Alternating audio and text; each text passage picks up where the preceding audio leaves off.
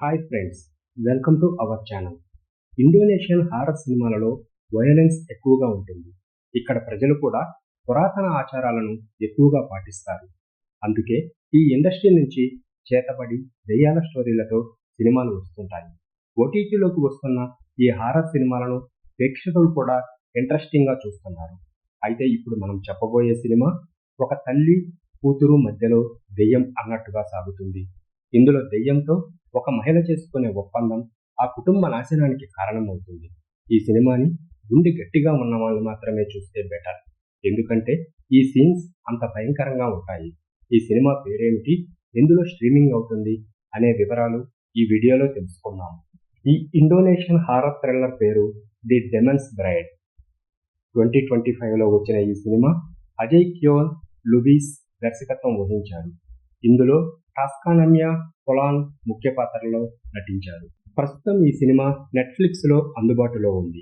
ఇక కథ విషయానికి వస్తే, రాంటీ తన కుమార్తె నినాను తన ప్రాణం కన్నా ఎక్కువగా ప్రేమిస్తుంటుంది. నినా పుట్టినప్పటి నుంచే వికలాంగురాలు, నడవలేని స్థితిలో ఉంటుంది. రాంటీ తన కుటుంబంతో కలిసి ఒక గ్రౌండెడ్ జీవితాన్ని గడుపుతుంది. కానీ నినా పరిస్థితి చూసి ఆమె ఆందోళన చెందుతూ ఉంటుంది. ఒకరోజు నినాకు ఒక ఘోరమైన ప్రమాదం జరుగుతుంది. ఆమెకి వెంటనే చికిత్స చేయాల్సి వస్తుంది.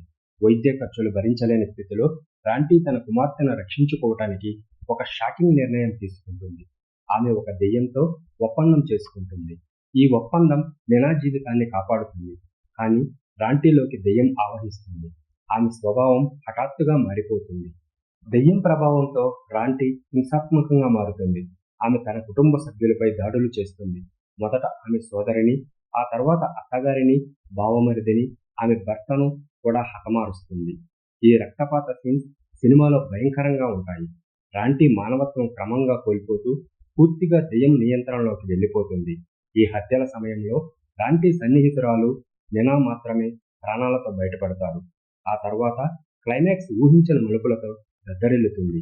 చివరికి ఆ దెయ్యం ప్రభావం వల్ల రాంటీ ఏమవుతుంది, నినా అంగవైకల్యం నుంచి కోలుకుంటుందా, ఇంతకీ రాంటీ దెయ్యంతో చేసుకున్న ఒప్పందం ఏమిటి అనే విషయాలను తెలుసుకోవాలంటే ఈ సినిమాను మిస్ కాకుండా చూడండి.